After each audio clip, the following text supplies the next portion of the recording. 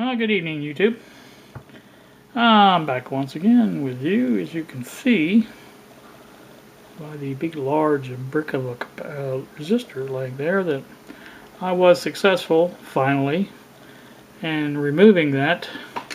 And I also, in the process, removed the strap on one end to where hopefully when I get the new ones I can put them right back in there, if I can fit them in there.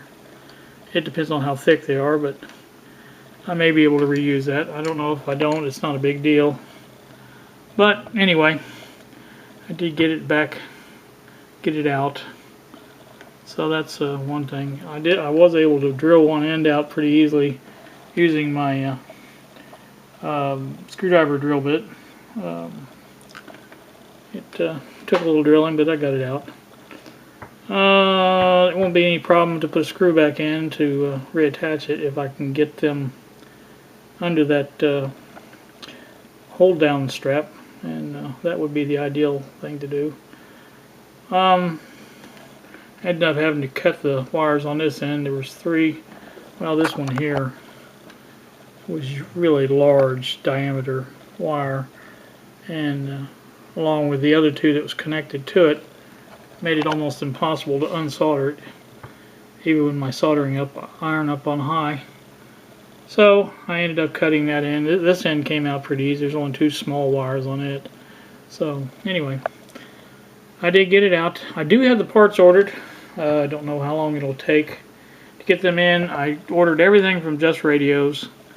You have to have a $20 order. I just ordered some extras and some 0.01 capacitors, which those are common values, so I'll keep those around. Also ordered some extra resistors that I needed, and of course the two big resistors. I ordered a 10 watt 2K ohm resistor and a 5 watt 300 ohm resistor, which should work out just fine, I hope, and that should make that work again. Probably what I'll do when I get these, and see if I can get a little more light on this thing, is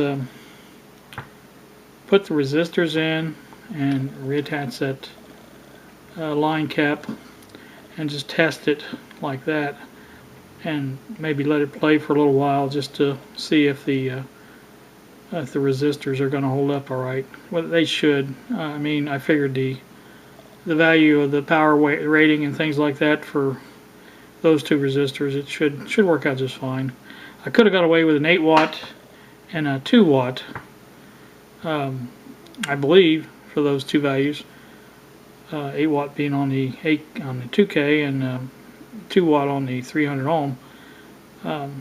But Just Radios didn't have those sizes, so I just went ahead with the 10 watt and the 5 watt.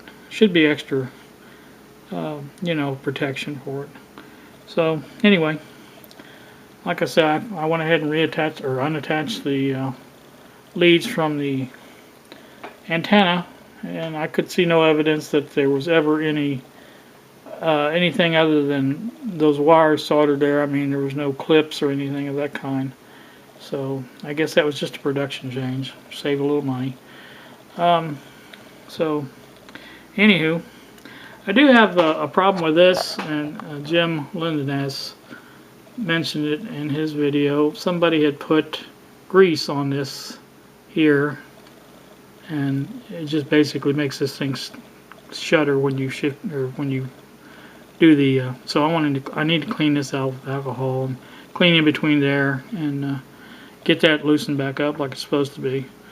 And anywho, the other one on the other radio is fine. Nobody put any lubrication on it, so anybody that does that should know that the lubrication eventually turns to glue, and so anywho, that's pretty much that, and that should do it for this little update.